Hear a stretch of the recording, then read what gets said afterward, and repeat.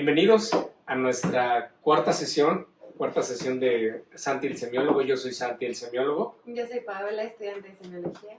Y bienvenidos a nuestra cuarta sesión. Esta sesión va a terminar de complementar todo lo que hemos estado viendo en las tres primeras. Es muy linda, porque ya se cruzan cosas como de física cuántica, muy fáciles de entender, pero que nos va a permitir conocer precisamente a nosotros mismos y conocer la manera en cómo podemos desarrollar nuestra conciencia. Que eso es al final lo que estamos haciendo con estas clases, pero vamos a ir investigando y precisamente en la clase del día de hoy vamos a estudiar la conciencia, ¿no? La conciencia autorreflexiva, holográfica y multidimensional. Vamos a ir explicando cada uno de los temas que tiene la conciencia, así como las funciones que desempeña. Vamos a ir poco a poco, pero antes de empezar, acuérdense que en semiología ponemos siempre la casa en orden para olvidarnos del mundo, olvidarnos del torbellino de la vida, ubicarnos en el momento presente, abrirnos a recibir y aprovechar al máximo los materiales que vamos a ver en nuestra clase del día de hoy. Así que ya sabes, busca un punto de equilibrio para no tener ni brazos ni manos cruzadas, brazos, manos ni piernas cruzadas. Te permite que tu columna vertebral haga su función. Trata de tenerla lo más erguida posible, tu cabeza al centro de la columna vertebral, y cuando encontremos un punto de equilibrio, cerramos nuestros ojos.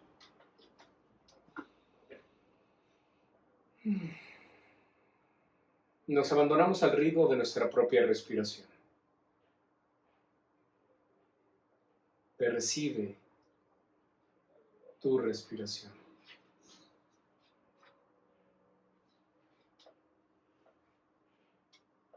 Percibe cómo tu respiración tiene límites.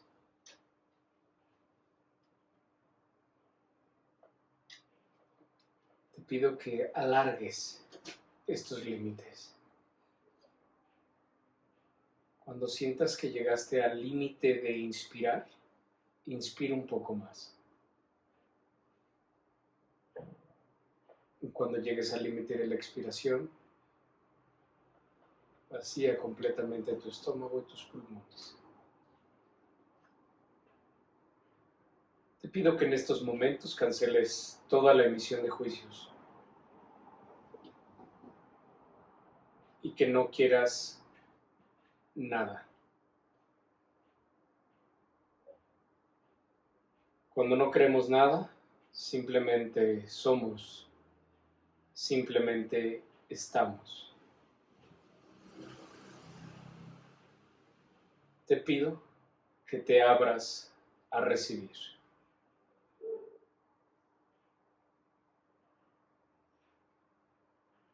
Habita el presente, vuélvete presencia.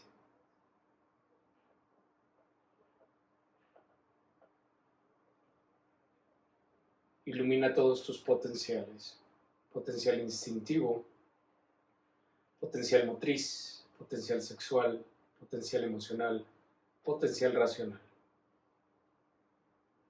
Y permite que nuestra frase maestra resuene en todo nuestro escenario interno de conciencia. Yo soy. Y aquí estoy.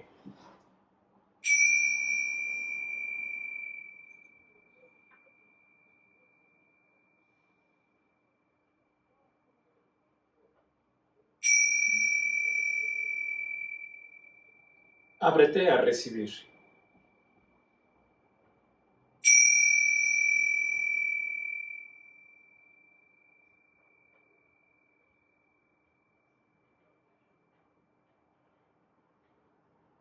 Respiramos profundamente, inhalar.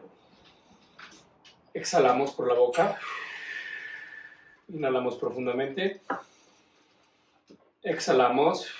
Suéltalo todo. Inhalamos profundamente. Retenemos. Exhalamos.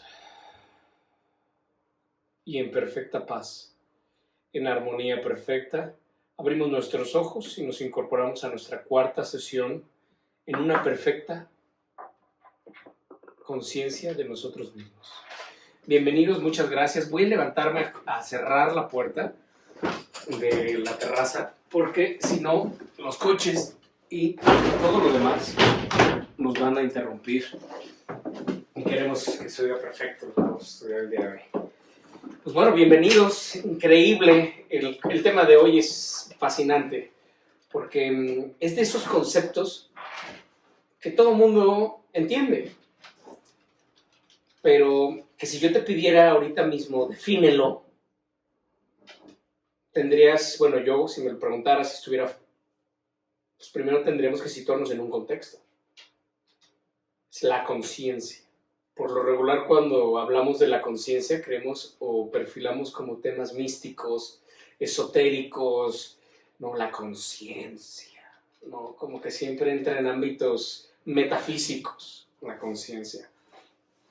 Y es de esos términos que, bueno, si yo le digo a alguien que sea totalmente ajeno al desarrollo de la conciencia, pues lo va a entender, ¿no? O sea, sí me entiende cuando le digo, oye, pues es la conciencia, lo hemos visto en las caricaturas, ¿no? Pepe Grillo, o sea, de alguna u otra manera estamos familiarizados con la conciencia, pero realmente no sabemos qué es la conciencia. O sea, si ahorita nos dijeran, defínela, pues te digo, tendremos que situarnos en qué contexto vamos a analizar la conciencia o en qué contexto vamos a definir la conciencia. Porque por lo general, te digo, se tiende a ir por los temas esotéricos o místicos o de desarrollo humano, ¿no? Cuando no es cierto, como quedamos en estas clases, vamos a analizar las cosas desde lo más simple, desde el ABC, ¿no? Del desarrollo. Y entonces, por supuesto que hoy vamos a entrar a este tema, la conciencia, y vamos a conocer la conciencia a través de las funciones que desempeña en nuestra vida cotidiana, a nivel de cancha, que eso es lo más importante. Saber cuáles son las funciones, cuál es la estructura de la conciencia, y al conocer la estructura de la conciencia, vamos a saber cómo trabajar cada uno de los puntos y entonces sí hacer lo que buscamos. Es esa manera en cómo se desarrolla la conciencia. Pues conociendo sus funciones puedes desarrollar cada una de las funciones, entonces se desarrolla la conciencia. Entonces precisamente es lo que queremos hacer. Pero si no sabemos cuáles son las funciones más básicas de la conciencia, no podríamos hablar en otros planos de la conciencia, porque vamos a ver que la conciencia es una matriz de significación, sin duda, ¿sabes? Es lo que se interpone entre tú y el principio de realidad. Es maravilloso. Pero lo malo es que muchas veces no tenemos conciencia. Andamos inconscientes, trabajando desde el inconsciente, ya lo vimos. O simplemente en la conciencia reactiva. Estímulo-reacción, estímulo-reacción. Un estímulo del principio de realidad llega y me pega y yo reacciono. Llega un estímulo del principio de realidad, me pega y yo reacciono. Entonces, no hay un ente que procese. Y este ente que procesa las cosas es tu conciencia. Entonces, lo que queremos es ver el estímulo, cómo se manifiesta, cómo se genera, y que antes de llegar a ti haya una matriz de significación, que es la conciencia, que procesa. Es como Superman, ¿no? Que ves la bala venir y la detienes, y la conciencia es la que la va a detener. La procesa y entonces la interpreta, y ahora sí, una vez interpretado el signo, emitimos una respuesta. Entonces, esto es buenísimo, porque por lo general los estímulos conllevan puntos de fricción. ¿Y por qué se convierte un estímulo del principio de la realidad, en punto de fricción? Porque superó el estímulo, la circunferencia, el perímetro de tu conciencia. Entonces, si quieres conocer el tamaño de tu conciencia, cuando experimentes un punto de fricción, un enojo, una mentada, se te mete en el tráfico y le mentas la madre, o te peleas con el que se mete en la cola, o en el banco, o en el lo que sea, un punto de fricción, ahí vas a conocer los límites de tu conciencia y vas a saber qué tan grande y qué tan corto un punto de fricción delimita los perímetros de tu conciencia. Entonces puede ser que una ponchadura de llanta supere lo que tu conciencia puede procesar y entonces estallas y te enojas y mientas madres y hasta puedes pelearte, ¿no? Así que dependiendo de la glándula. Pero es muy bonito conocer que esos son los límites de tu conciencia. Y hay veces, momentos del día en donde nuestra conciencia es de este tamaño. Y lo que queremos es precisamente con el conocimiento de uno mismo, uno y el mismo, ir acrecentando nuestro nivel de conciencia. Para que entonces los estímulos que surjan del principio de realidad tengan una matriz mucho más amplia de procesamiento. Y entonces poder estar en paz ante un punto de fricción, ante la ponchadura de llanta. Hay de puntos de fricción a puntos de fricción. Una cosa es una ponchadura de llanta, que te chinguen los espejos, ¿no? A que te corten una mano, a que se quiebre tu empresa, a que se muera un ser querido. Hay de puntos de fricción a puntos de fricción. Pero en la medida en que nosotros logremos incrementar nuestro nivel de conciencia, vamos a ser capaces de procesar más puntos de fricción, pero sobre todo, que era lo que vimos con Bruce Lipton, mantenernos en paz. No permitir que un punto de fricción altere nuestra química sanguínea, baje nuestro sistema inmuno y comience a afectarnos en todo nuestro organismo. Prácticamente ya lo vimos, ya lo estudiamos, tu organismo se empieza a morir. Esto es maravilloso, ¿no? Entonces, primero que nada, tener esta concepción de la conciencia. Pero además, no nada más la conciencia es así de simple en los seres humanos. O sea, sin duda estamos en la cima de la evolución, en la cima de la cadena alimenticia. Somos la especie más evolucionada del planeta y a veces nos comportamos como si fuéramos la especie más involucionada del planeta. Pero imagínate cuando tomamos conciencia de esto, decir, es que soy la especie más evolucionada de un planeta. ¿Cuál sería realmente mi función? Pues proteger a todos los demás. Ya lo vimos en la clase pasada, que ahora sí que el más alto, ¿no? La persona con más autoridad, con más capacidades, es la que tiene más responsabilidad de estar al servicio de los demás. Entonces nosotros, al conocernos como la especie más evolucionada del planeta, tendremos que preservar la vida sí o sí. Y hoy vamos a hablar, y de todo, ¿no? O sea, en todos los sentidos, contribuir. Pero si no hay una conciencia, una matriz de significación procesando, pues lo único que va a pasar es que vamos a ir viviendo estímulo-reacción, como animalitos. Tú le picas la cola a un tigre y te voltea y te come, ¿sabes? Entonces, así somos, así vamos por la vida. Entonces, vamos primero que nada a ver que la conciencia del ser humano tiene tres características, tres adjetivos. La conciencia es autorreflexiva, es holográfica y es multidimensional.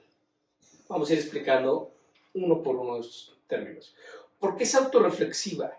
La conciencia autorreflexiva, como lo vemos en nuestra lámina, ya saben que aquí vamos a poner primero la lámina para que la tengan completa y después la vamos a bajar aquí a nuestra pantalla para que toda la clase nos acompañe. Como ven en nuestra lámina, vemos a una chica frente al espejo, ¿no? Que esta es la conciencia especular. Especular porque viene de espéculo, de espejo. Tú frente a ti, ¿sabes? Es maravilloso, porque es esta conciencia autorreflexiva. Esta conciencia que no nada más se percibe a ella misma, como cuando hacemos la meditación, nos percibimos internamente. ¿Sabes? Te percibes a ti.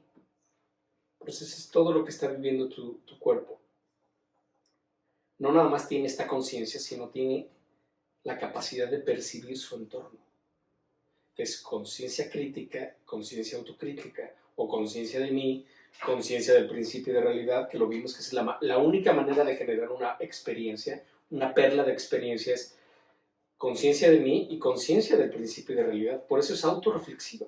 Porque yo me veo a mí mismo interactuando en el principio de realidad. Y conciencia, por supuesto, de este análisis, de este doble análisis, es qué efecto tiene lo que sucede en el principio de realidad en mí. Entonces, de entrada, esa es la gran diferencia. Esta característica es la que nos sitúa por encima de todos los demás animales del planeta. Porque vamos a ver que hay animales súper sofisticados, que hasta lo hemos platicado. A nosotros nos encantan los peces marinos. Bueno, el mar en sí, todo, pero el mar en particular. Y vemos peces que dices, qué cosa, ¿no? O sea, dices, ¿cómo puede caber la duda que hay un diseñador atrás de todo, no? Vemos animales muy complejos, muy elaborados, con sistemas extraordinarios, pero que no tienen conciencia autorreflexiva. No se pueden percatar de ellos mismos. Y como no puedes percatarte de ellos mismos, no puedes desempeñar N cantidad de funciones. Por eso, esa es la gran diferencia. A pesar de tener organismos muy complejos, no tienen conciencia autorreflexiva. Es esta conciencia doble. Y entonces cuando un animal es dotado de conciencia autorreflexiva, lo dota de complejidad psicológica y de libre albedrío. Que es lo que platicábamos cuando hablábamos de los campos, ¿no? Ahora sí que las interferencias constructivas o interferencias destructivas que nos explica el doctor Bruce Lipton en las clases pasadas, ¿no? Que decimos, derivado de esto, derivado de que todo está girando, nuestros átomos están girando, nosotros emitimos ondas, y estas ondas son percibidas por los demás, y entonces somos como un fork, ¿no? Como una antena de frecuencia que atrae y repele lo que no está en sintonía con esta, que era lo que platicábamos del ejemplo del león y la gacela. Bueno, la gacela no se acerca al león porque siente su nivel de frecuencia diferente al de ella. Entonces, es muy densa, ¿no? Vámonos. Entonces, nosotros al tener una conciencia autorreflexiva y al dotarnos de una complejidad psicológica y además de un libre albedrío, tenemos la decisión de libremente acercarnos al león. No la hacemos, de hecho no nos enseñan a hacerle caso a la percepción, ¿no? Ahora sí que a nuestro feeling, ¿no? A la corazonada. Nos enseñan a simplemente interactuar. Y entonces, a pesar de que no te lata algo, ¿cuántas veces nosotros hemos hecho cosas que no nos latían? O entrado a lugares donde dices, no tengo ganas ni entrar. O en la misma oficina, la chamba, platicamos la semana pasada de la vocación. Entonces, me siento mal en este lugar, pero aún así voy. Entonces, no estamos educados para hacerle caso a nuestra frecuencia. Y esto es posible porque tenemos libre albedrío. Tú decides. Si ya ves todas las condiciones terribles y aún así vas, pues be my guest, ¿no? O sea, no podemos hacer nada. Y un animal no tiene libre albedrío, ¿sabes? Siempre se guía por sus instintos y por la frecuencia de las cosas. Entonces eso es importante saberlo, porque al tener complejidad psicológica y libre albedrío, esto nos permite, como seres humanos, sentir culpa, por ejemplo. Un animal nunca va a sentir culpa. Imagínate un león, ¿no? Que sale, despierta en la mañana, se levanta, sale, dice, ay, tengo hambre, y va pasando un flamingo, dice, ahí va mi desayuno, ¿no? Pum, se lo desayuna. Se lo termina de desayunar y no dice, ay, qué mal, qué culero soy, era un flamingo bebé, casi me había vivido y yo nada más por andar con hambre, ya me lo desayuné acá. No, pues el león ve un flamingo, va y se lo come. Punto final. ¿Sabes? Entonces, esta conciencia autorreflexiva nos permite sentir culpa, nos permite experimentar la ética y la estética, ¿sabes? Entonces, dependiendo de un parámetro de valores, pues tú sabes si algo está bien o está mal, ¿sabes? Nos dota de ética y estética. La estética, imagínate a una gallina haciéndose uñas, ¿no? Poniéndose gelish para ponerse más guapetona, ¿no? Porque pues hoy está de moda el gelish y, ¿sabes? Entonces un conjunto de estéticas y se me voy a poner coqueta, ¿no? Me voy a hacer mis uñas guapísima, ¿no? Entonces, obviamente no.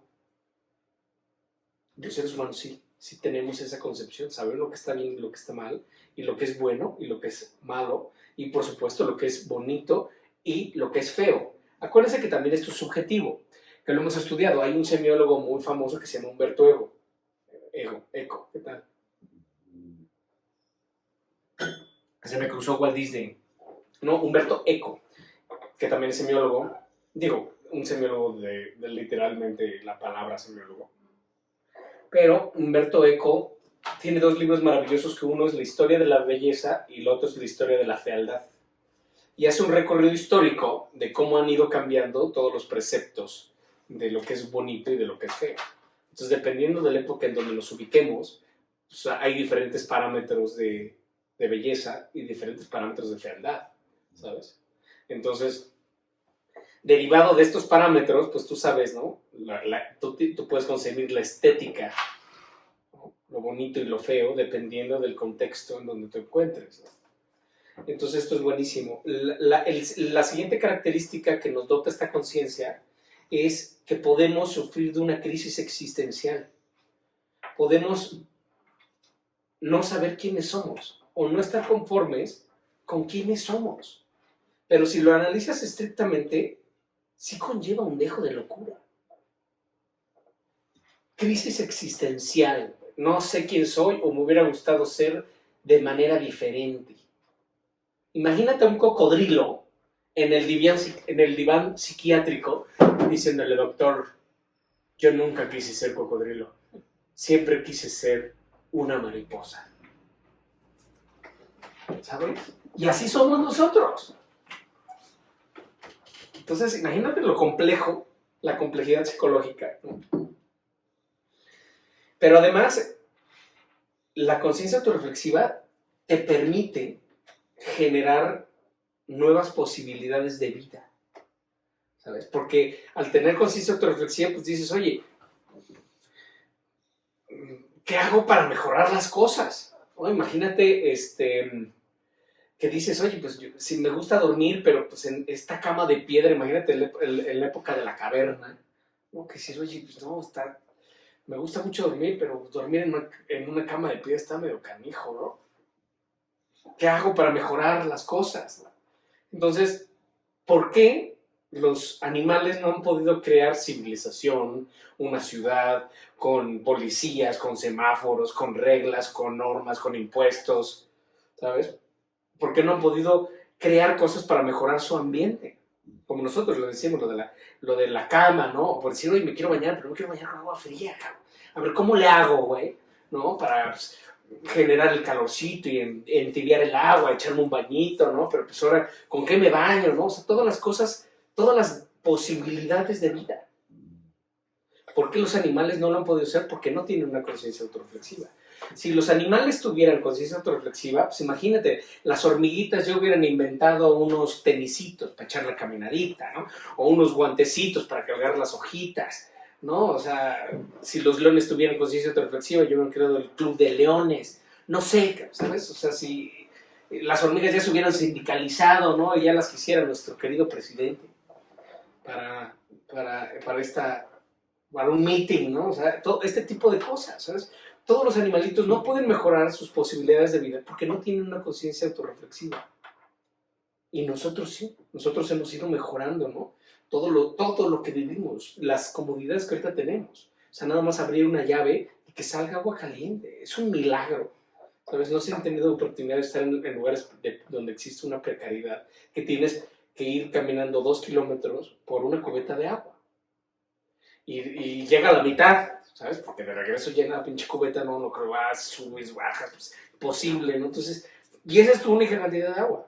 Y aquí tenemos agua hasta con whisky, ¿no? O sea, dices: güey, ¿qué pedo?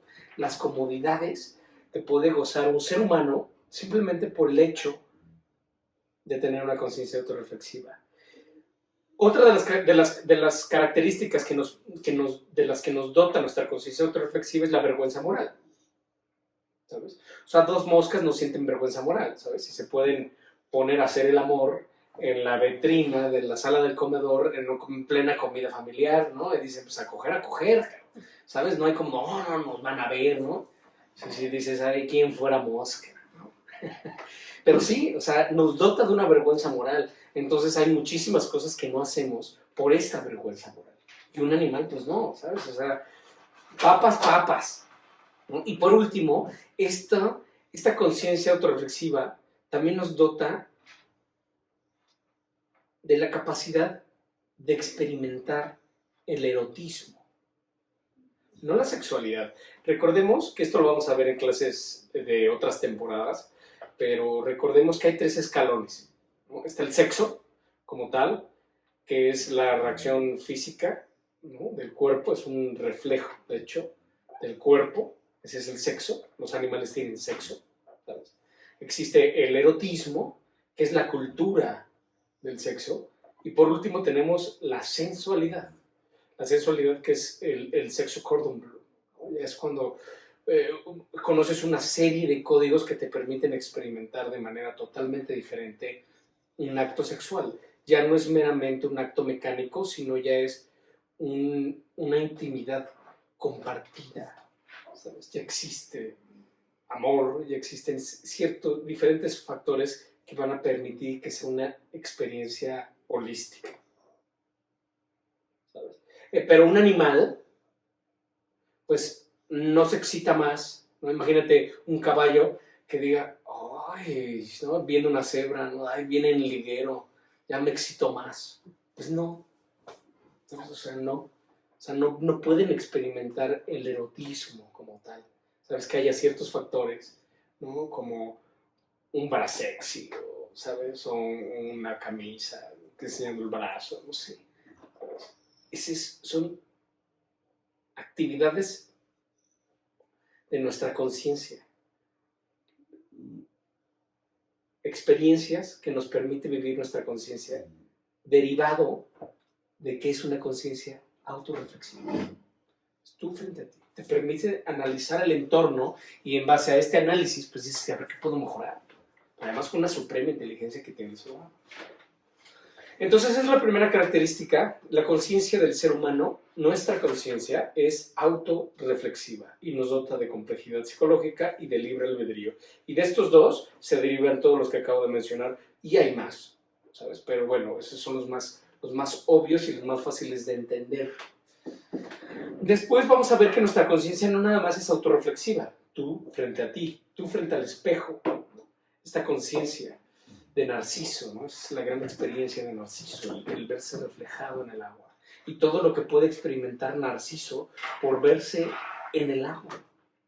Porque tiene una conciencia autorreflexiva. Si no, no se hubiera podido percatar de todo lo que se percibe, de todo lo que se percata Narciso. Entonces, veamos que esa es la primera característica. Esto pone una frontera insuperable para todos los demás animales del planeta. Punto final. Pero no nada más eso. Nuestra conciencia es holográfica.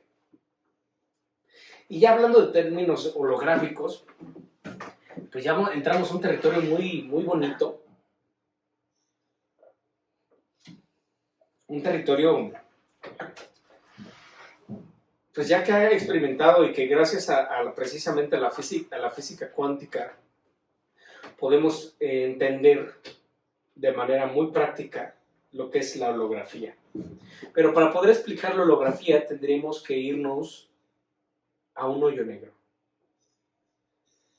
¿Qué es un hoyo negro? Un hoyo negro es una estrella que alcanza, imagínate la estrella, ¿no? De Belén, ¿no? Una estrella brillando, padrísima. Esta estrella llega un momento en que alcanza su máximo nivel de energía.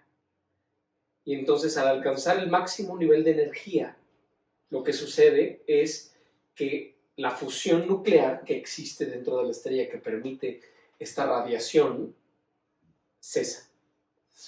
Se apaga la fusión nuclear y entonces ¿qué pasa? Implota. Y es tan denso, porque literal es como que si se le acabara la pila, se muere la estrella prácticamente.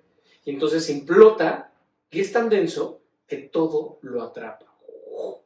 Y empieza a jalar todo a ella. ¿Sabes? Es tan denso que ni la luz se escapa. Entonces imagínate que viene un planetita, ¿no? Ya lo está jalando el hoyo negro. Y a la hora de, imagínate que ese planeta es un objeto tridimensional que está siendo jalado por el hoyo negro. Se lo traga el hoyo negro, pero para poder tragárselo, lo decodifica. Y genera una copia tradicional subconsciente. Genera una copia en la superficie del hoyo negro.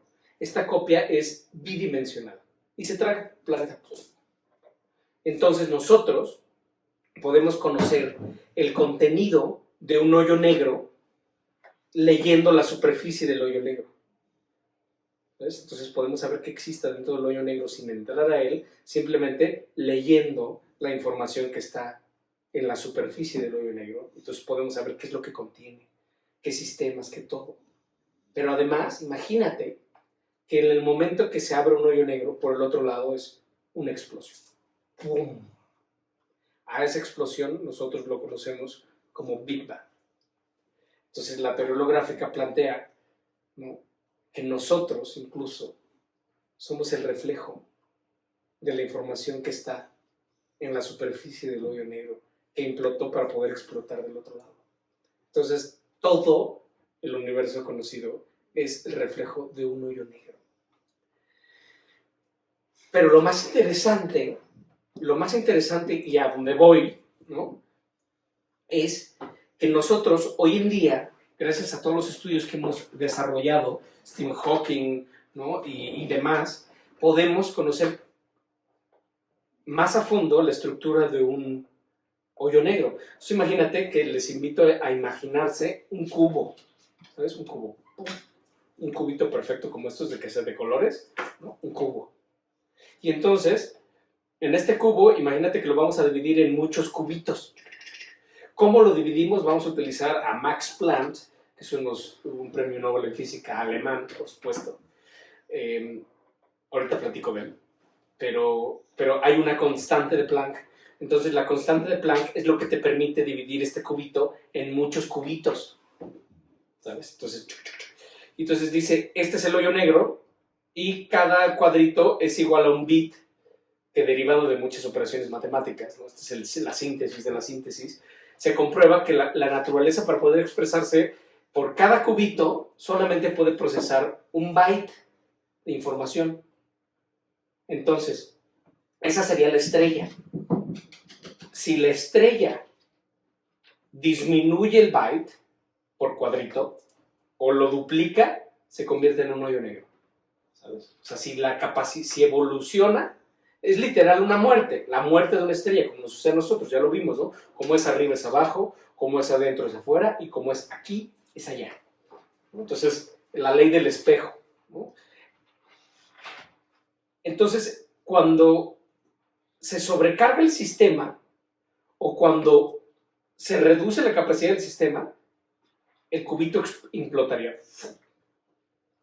Pero nosotros podríamos saber el contenido del cubito, porque imagínate que antes de que utilizáramos la constante de Planck, pues tuvimos que haber metido un sistema para poder mapearlo, ¿no? Entonces nosotros, sin conocer el contenido del cubito, con solo leer un cubito, ni siquiera toda la matriz, porque imagínate que lo que estoy imaginando es lo que le estoy invitando a imaginarse es el cubic, ¿no? El de colores, que es un cubo dividido en muchos cubitos. Entonces, solo con leyendo un cubito podríamos saber qué es lo que contiene, qué sistema contiene el cubo. Y entonces, esto nos lleva a poder concebir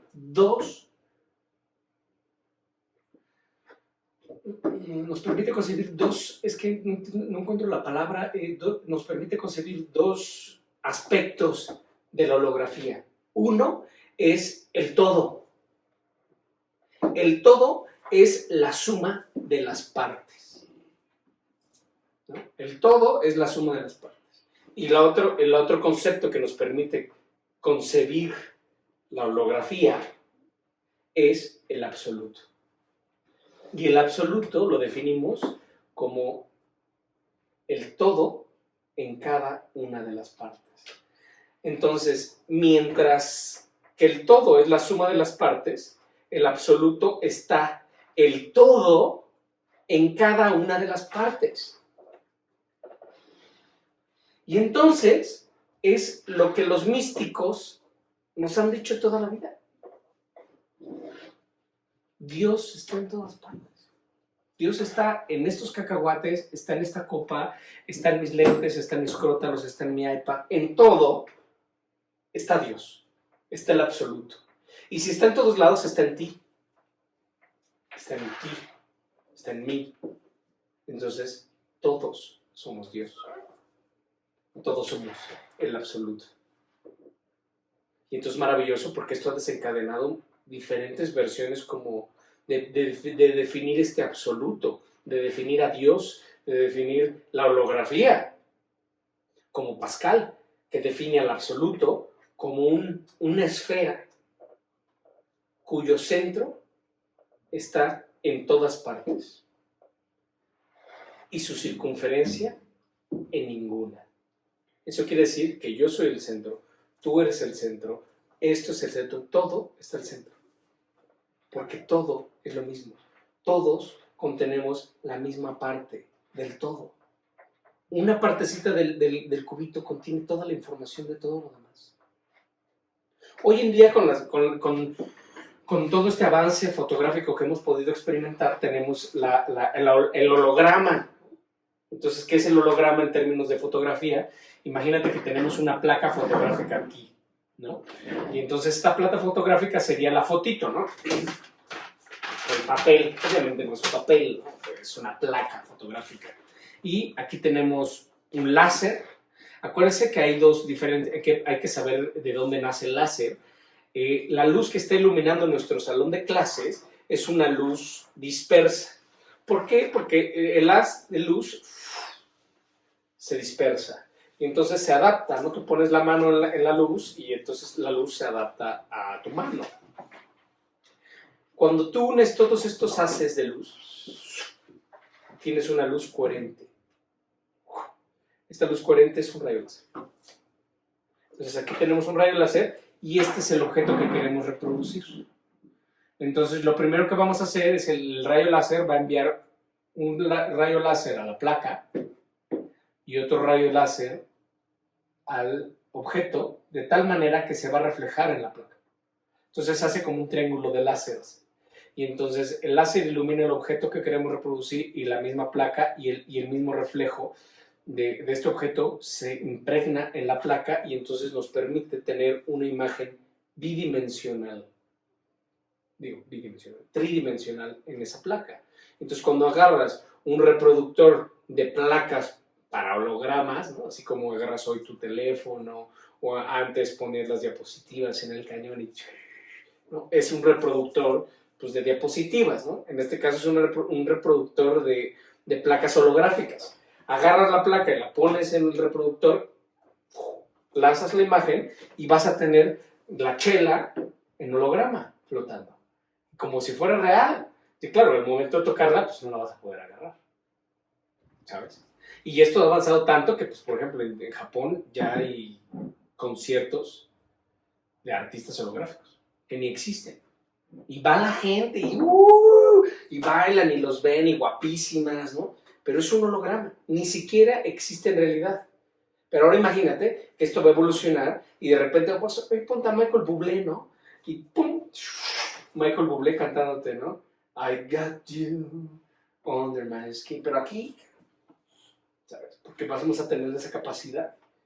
Pero lo maravilloso, a lo que voy, es que si agarro la misma placa y ¡pum! La rompo y agarro un pedacito y lo reproduzco y sale Michael Bublé completo.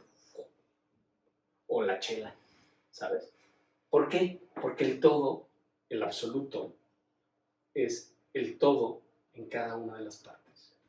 Aunque sea mínima, la parte que se haya roto, son un cristalito, si lo reproduzco, sale la imagen completa.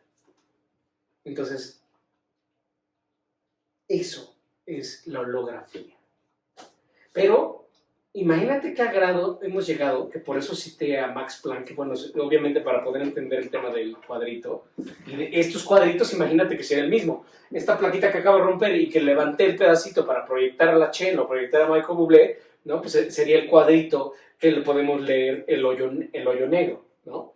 Pero para poder mapear esto, o sea, para poder saber cómo distribuir la rejilla de tal forma que todo se contenga en todo, es una de las grandes aportaciones de Max Planck, un físico alemán, que los alemanes junto con Einstein han sido de las mentes más brillantes alemanas, muchos, pero en particular, ¿no? Premio Nobel, y les traje el discurso, bueno, su discurso fue muy preciso, imagínate, era un estructurado racional, entonces, pues, te lo imaginarás. ¿Qué dice Max Planck cuando recibe el Premio Nobel de Física? Se los traje, voy a citar literal en contexto. Cuando recibe su premio, Max Planck dice: como un hombre que ha dedicado su vida a la ciencia más lúcida para el estudio de la materia, puedo decirles, como resultado de mis investigaciones sobre el átomo, lo siguiente. No existe la materia como tal. Toda la materia se origina y se mantiene en virtud de la fuerza que producen las vibraciones de las partículas del átomo, que es lo que decíamos, el spinning, ¿no? del átomo que genera frecuencias. Y mantiene unidas las partes de este minúsculo sistema solar. Lo voy a volver a repetir porque yo interrumpí. Dice, no existe la materia como tal. Toda la materia se origina y se mantiene en virtud de la fuerza que producen las vibraciones de las partículas del átomo y las mantiene unidas, las partes de este minúsculo sistema solar. Debemos suponer que detrás de esta fuerza existe una mente consciente e inteligente, una mente que es el origen de todo cuanto existe. O sea, no lo está diciendo la tía Chonita, ¿sabes? O sea, y que estamos hablando de misticismo y Dios está en todas partes, ¿no? Y Dios está en ti, ¿no? Cuando recibe el premio Nobel, dice, después de todo lo que he estudiado, ¿sabes? No existe la materia, todo es frecuencia, y esta frecuencia es lo que mantiene unido a todo. Entonces, no me queda más que suponer que detrás de todo esto, imagínate los cúmulos de galaxias, ¿sabes? El multiverso, o sea, es inconcebible, como lo vimos en las primeras sesiones. Es decir, detrás de todo esto, la única conclusión que puedo decir es que hay una mente consciente e inteligente detrás de todo esto. Es impensable de otra manera. Pero lo está diciendo un premio Nobel. ¿Sabes? Increíble. Entonces, nuestra conciencia es holográfica. ¿Por qué? Porque estas 7 funciones que vamos a estudiar el día de hoy están en cada uno de nuestros potenciales. Ya estudiamos la clase pasada los potenciales. Entonces, imagínate que estas 7 funciones de la conciencia se reproducen en cada uno de los 5 potenciales. Entonces, por eso es holográfica. Nuestra conciencia está en nuestro ADN, en nuestro código genético. Entonces, la segunda característica, nuestra conciencia es autorreflexiva, es holográfica y es multidimensional. ¿Por qué es multidimensional? Porque ya lo platicamos en la clase pasada, que nosotros percibimos el mundo tal cual es por las antenas que tenemos, por la manera en cómo podemos percibir el mundo. Nosotros no percibimos de la misma manera que puede percibir un oso el mundo, o una hormiguita, o una cucaramácara, ¿sabes? O sea, ellos perciben una realidad, una parte de su realidad. Pero además lo más interesante, ¿no? Que está el todo en todas partes. Pero nosotros tenemos 5 órganos, 5 antenas a través de las cuales percibimos la realidad, que son nuestros 5 potenciales. potencial instintivo, potencial motriz, potencial sexual, potencial emocional y potencial racional. El potencial racional, la conciencia del potencial racional es con la que estamos más familiarizados, porque es la más fácil de entender. Creemos que nuestra conciencia está en la mente. ¿Cuántas veces el mismo Bruce Lipton lo ha comprobado? No está en la mente. La conciencia es más allá de la mente. Y esto ya se comprueba con un encefalograma. Bueno, ya no es encefalograma, ya es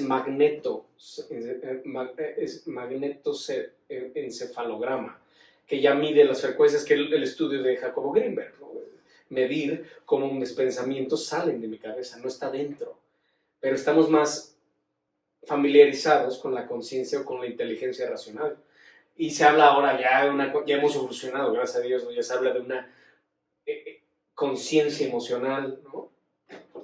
Pero hay 5 conciencias. En nuestro ser como seres humanos tenemos 5 tipos de conciencia que además se pueden desarrollar, ¿sabes? Entonces, no, es que te falta inteligencia emocional, nos falta de todas las demás 4 inteligencias y mucha de racional también, porque la gran mayoría de nosotros, ya lo estudiamos otra vez con Bruce Lipton, ¿no? Que el 95% de nuestro día es inconsciente, es una conciencia reactiva. Los animales tienen conciencia reactiva. Los humanos tenemos conciencia autorreflexiva, holográfica y multidimensional. Pero cuando no utilizamos la conciencia, entra el inconsciente y entonces tenemos la misma conciencia que un león. Peor, porque el león por lo menos se guía por sus instintos y por frecuencias. Nosotros tenemos libre albedrío. Por muy malo que sabemos, no, es como el experimento del ratoncito y el quesito. Pones en una jaulita un quesito conectado a una resistencia y a una pila, entonces da toques, sueltas al ratoncito, del ratoncito toda madre, agarra su quesito y dice, de pendejo lo vuelvo a tomar, ¿no? Y nosotros nos vamos y nos damos de toques y toques, y ese cacahuatito, ese quesito puede ser el exnovio, ¿sabes? Cualquier cosa que se pueda uno apegar como ser humano, y sabes que te hace daño, y ahí vas, ¿no? Necio. ¿Por qué? Porque tenemos libre albedrío. Pero cuando no, pues ahí vamos, y vamos, y vamos. Es peor, ¿no? Porque pues un ratoncito aprende en chinga, ¿no? En nosotros no, derivado de que tenemos una complejidad psicológica. Entonces, no nada más es autorreflexiva, no nada más es holográfica, es multidimensional porque tenemos 5 antenas de cómo captar la realidad. Y por supuesto en cada uno de estos potenciales están las 7 funciones de la conciencia, que hoy es lo que vamos a estudiar. Entonces, espero que haya quedado clara cuáles son las características que nos definen la conciencia en los procesos más básicos, ¿no? Por supuesto que hay otros tipos de perspectivas, hay otros tipos de contextos que en su momento podremos hablar de ellos, pero si no entendemos esto, es muy difícil que podamos entender otros conceptos mucho más elevados de la conciencia, si ni siquiera hemos desarrollado nuestra conciencia instintiva, nuestra conciencia motriz, ¿no? Lo básico. Ayer lo platicaba con un amigo que precisamente estábamos platicando de un güey de estas respiraciones cuando tienes mucho frío, ¿no?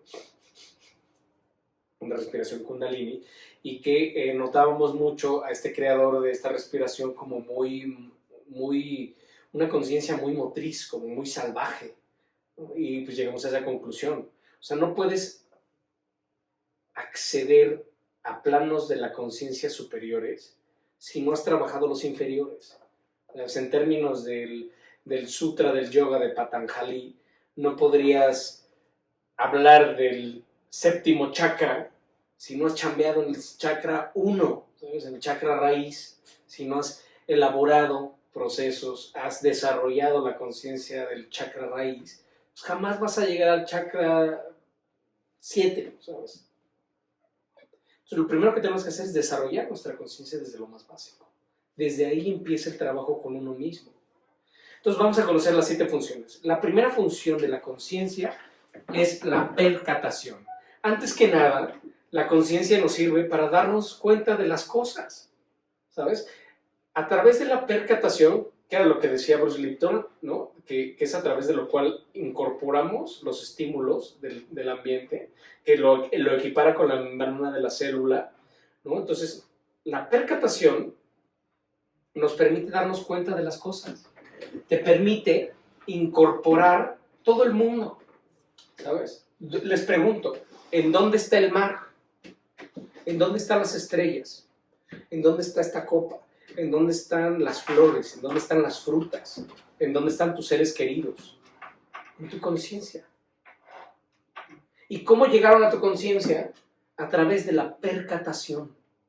Entonces, por eso es tan válido decir que el universo habita en mí como yo habito en el universo. Pero es derivado de esta función de la conciencia, de la percatación, que es la que te permite incorporar el mundo entero. Te das cuenta de que las cosas existen, ¿sabes? Entonces esto es maravilloso, porque a través de los procesos de percatación, que son generales, puedes darte cuenta de que las cosas existen. Y de ahí se le suma la siguiente función, que son los procesos atencionales. Los procesos atencionales son el timón de la conciencia. Donde está tu atención, está tu conciencia. Y los procesos atencionales son particulares. Entonces, por ejemplo, podrían darse cuenta, ¿no?, que a través de la función de nuestra conciencia, de la percatación, pues ver, pues estos güeyes están tomando algo, ¿no? Pues sí, copas. Okay. La percatación se da cuenta de que están tomando algo, ¿no? Pero si les dijera, bueno, ¿qué estamos tomando? Entonces ahí inmediatamente, no todos los que estamos viendo el video ya a ver. Entonces, la atención es particular. Pues se ve que son dos chelas diferentes y tienen unos cacahuatitos, en una más clara, en una más turbia. Pero eso es posible gracias a los procesos atencionales, que son particulares. Y es el timón de nuestra conciencia. Entonces, no nada más te percatas, que es general, sino que la atención te permite ir al detalle. Y esto es magnífico, porque a través de la interconexión de la percatación, que es general, y de la atención, que es particular, puedes comprender las cosas, generar procesos cognitivos, que es la tercera función de nuestra conciencia, la cognición, el poder comprender las cosas. ¿Sabes? Esto es magnífico. ¿Por qué? ¿Por qué es magnífico? Porque imagínate al hombre, al cavernícola, ¿no?, que va caminando y de repente, un pinche aguacero. ¿Qué pasa? Que imagínate el susto de los primeros homínidos cuando de repente lloviendo, ¿no? Es un ejemplo burdo por el desarrollo y la evolución, por supuesto que no permitiría tener conciencia autorreflexiva, pero es un ejemplo, para que comprendamos esta interacción de la percatación con la atención. Al mezclarse, generan procesos cognitivos, te permite comprender las cosas. Entonces, imagínate mi ejemplo burdo, que de repente pues va caminando el hombre de la caverna y llueve. ¡Oh! ¿Qué pasó, cara? ¿No? Entonces, a través de que constantemente llueve, pues empieza a percatar de que cuando hay nubes llueve. Okay. Pues cuando hay nubes o se nubla, pues entonces llueve, hay más posibilidades de que llueva. Ok. ¿No? Entonces ya, ¿no?, primero se percata de que hay nubes, después pone atención, porque dice, bueno, pero no con todas las nubes llueve. Me he dado cuenta que cuando las nubes son medio grises o oscuras, hay más probabilidades de que llueva, ¿no? Entonces comprendió decir, bueno, cuando hay nubes grises, posiblemente va a llover. Entonces, a través de la observación, le permitió elaborar, ¿no?, o llegar a la conclusión o comprender que cuando hay nubes grises, pues es probable que llueva. Pero imagínate el segundo proceso de percatación, bueno, ¿y de dónde salen estas pinches nubes? ¿Que bajan del cielo? ¿Qué onda? No, pues suben de la tierra. Sí. Cuando hay cúmulos de agua, les da el sol, el sol evapora el agua y esta agua se condensa y genera las nubes. Y entonces se dio cuenta de que estas nubes eran transbordadores de agua y que se movían a donde no había agua y ahí se precipitaban. Entonces, que realmente una nube era un transbordador de agua. Y dijo, ¡wow! Entonces, ¡qué maravilla! Pero todo esto se generó a través de la percatación, de la observación, ¿sabes? Y de unir estos dos procesos de percatación con procesos atencionales, y esto genera todo el conocimiento. Entonces es lo que nos ha permitido precisamente generar todo este cúmulo de conocimientos. Pero ahora imagínate a Isaac Newton. Está sentado abajo de un árbol y le cae una manzana en la cabeza. Y esto está ratificado por todos los biógrafos de Newton, que sí fue real la manzana, que no es un cuento. Entonces imagínate que la manzana le cae en la cabeza de Newton.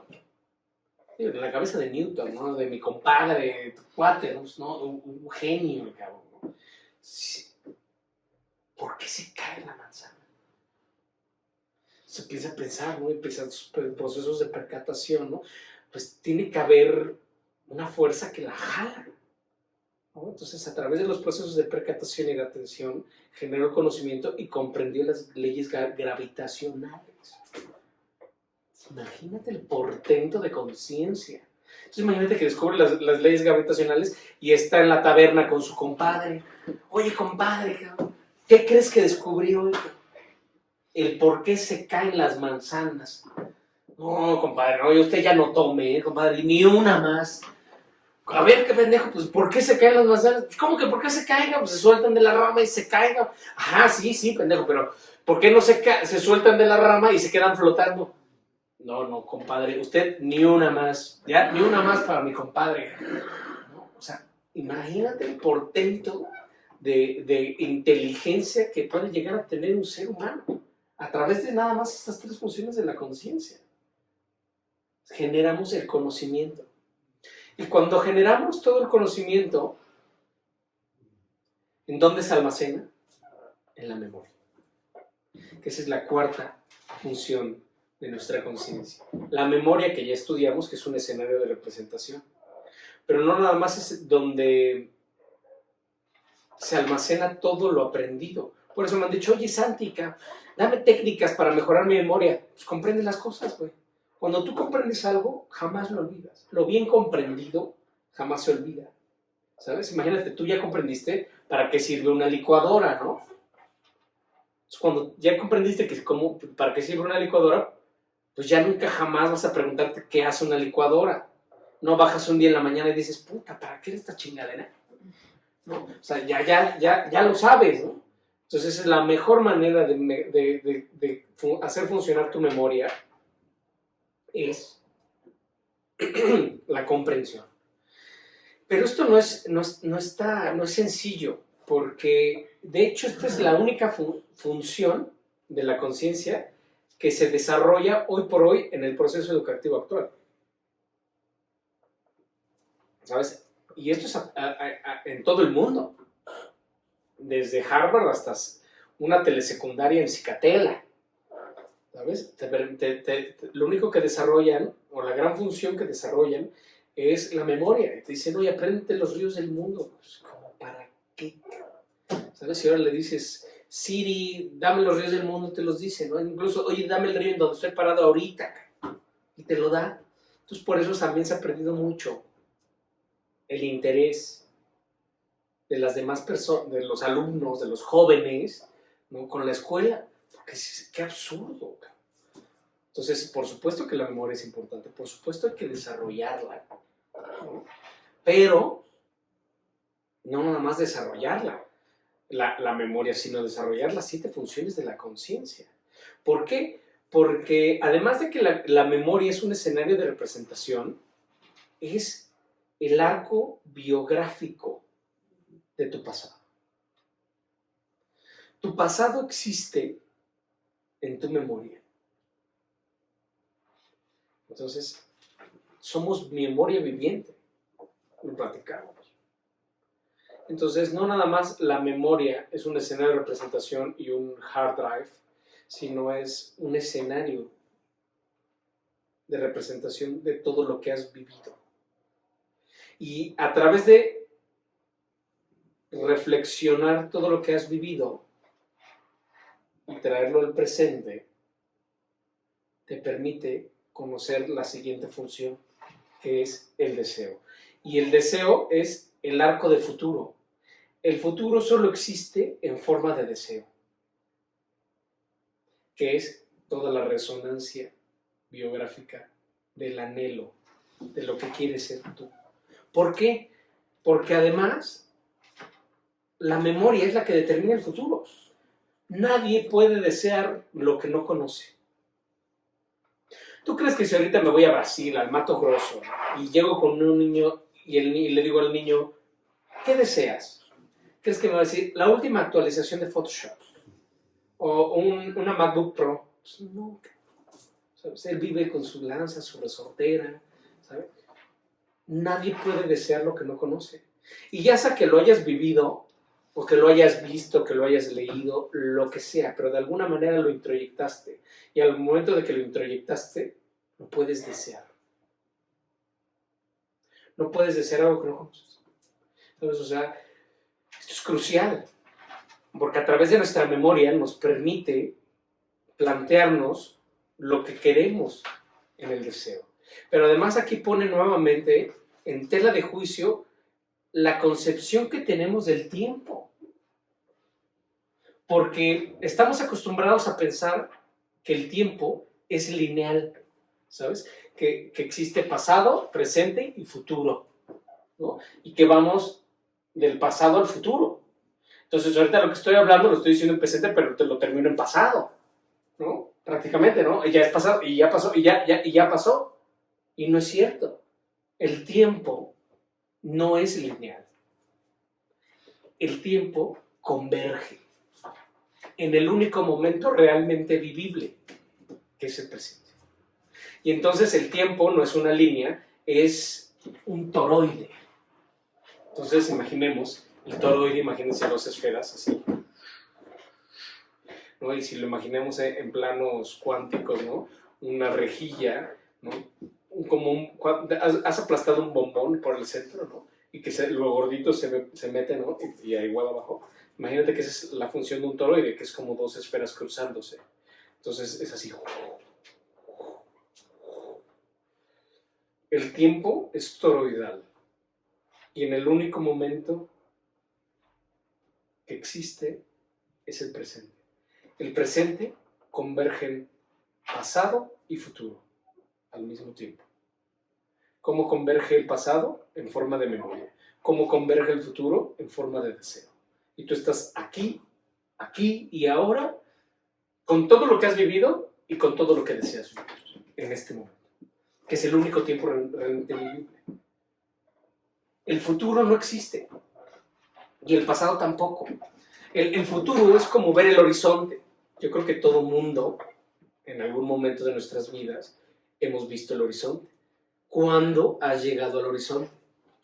Nunca. Sucede lo mismo con el futuro. Cuando el futuro llegue, será presente. Y el pasado tampoco existe. Y cuando existió, era presente. Porque el presente es el único tiempo realmente vivible. Y vivimos crucificados en el pasado, ¿no? Más bien, vivimos con una mano atada al pasado, con una mano atada al futuro y vivimos crucificados en el presente. Y lo que queremos es esto, soltar el pasado, porque demasiado pasado genera depresión.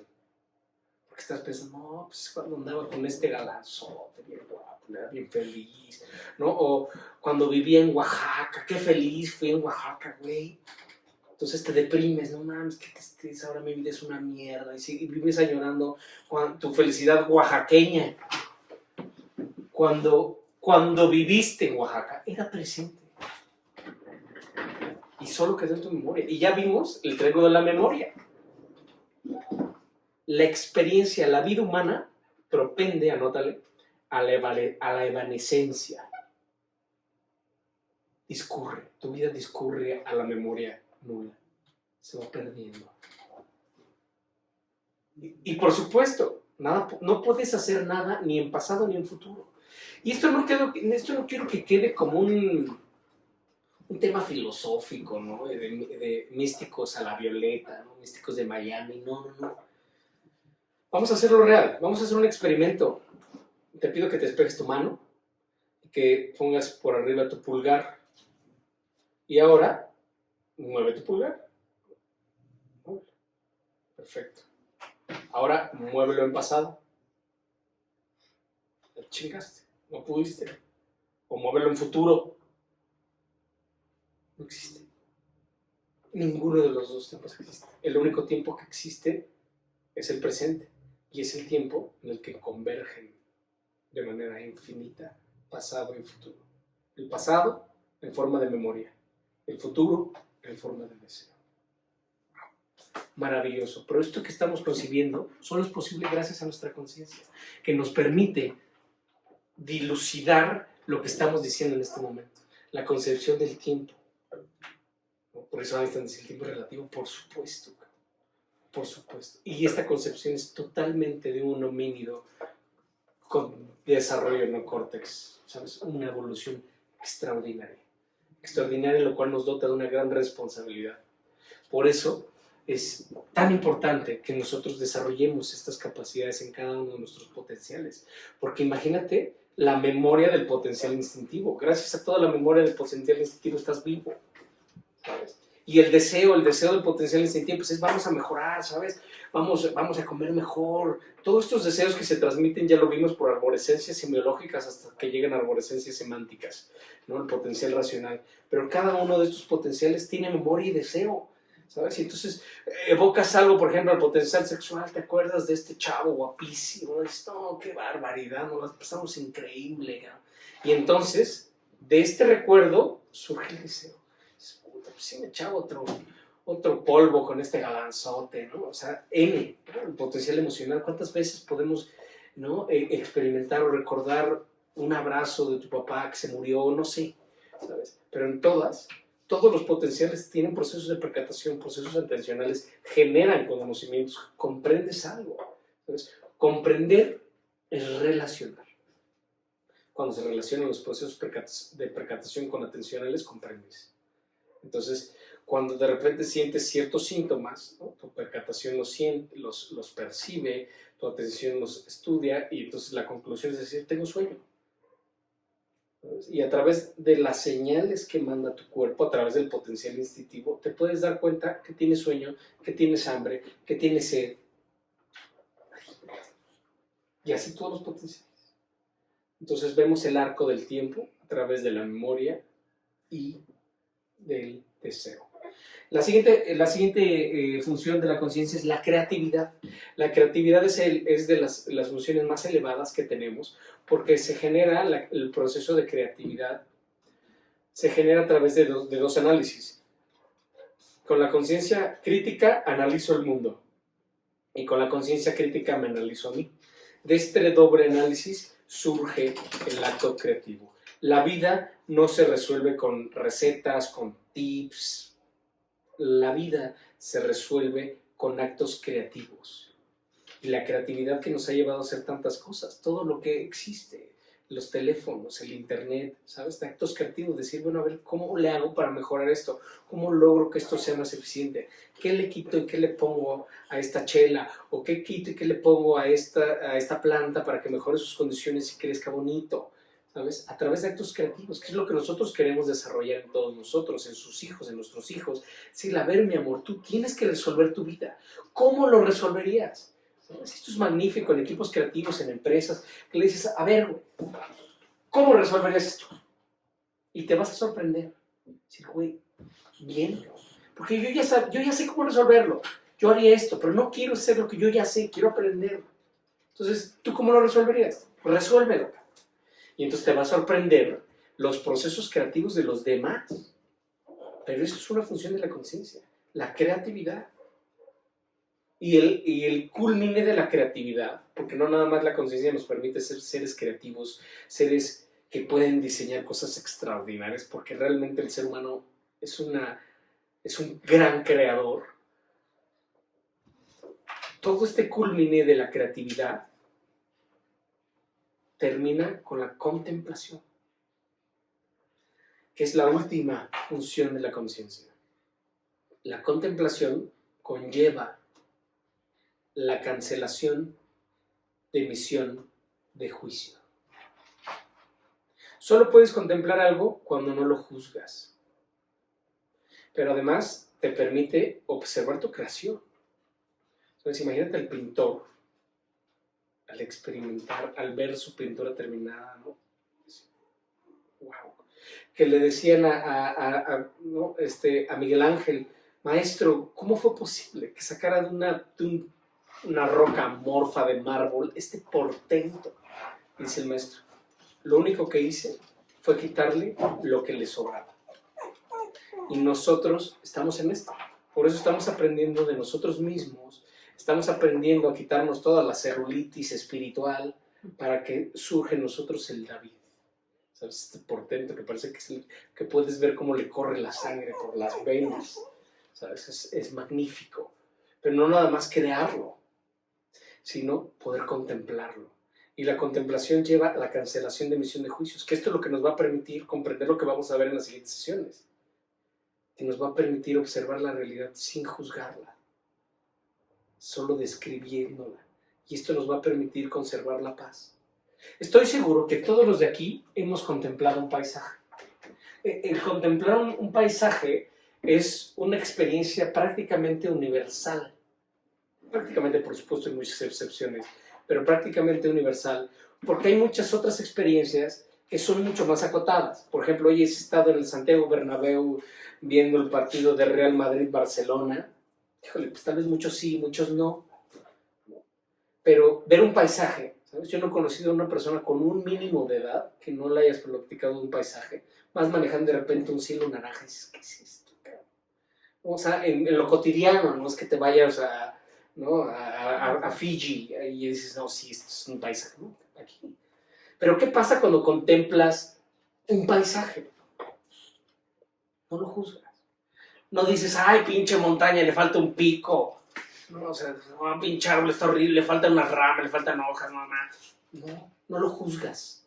Lo contemplas. Cancelas la emisión de juicios y observas el portento de la naturaleza. Wow. Y esa es la invitación, a que nosotros perfeccionemos esta función porque nos va a permitir siempre preservar nuestra paz. Porque ya sabemos que la paz no solo es posible, sino es indispensable.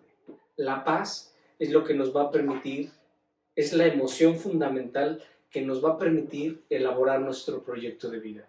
Y elaborando un proyecto de vida en perfecta paz con nuestro ser, todas nuestras propuestas van a permear. Y de la manera en que, y en la medida en que permeen, vamos a poder ofrecer lo mejor de nosotros mismos a los demás, bajo cualquier circunstancia. Pero esos ya serán temas de la siguiente clase, donde vamos a empezar a elaborar esta paz interna, conocer la semiología de la paz, para poder poco a poco ir creciendo en este arco de desarrollo de la conciencia. Hoy aprendimos temas maravillosos, les agradezco su paciencia y nos vemos en las próximas clases. Muchísimas gracias.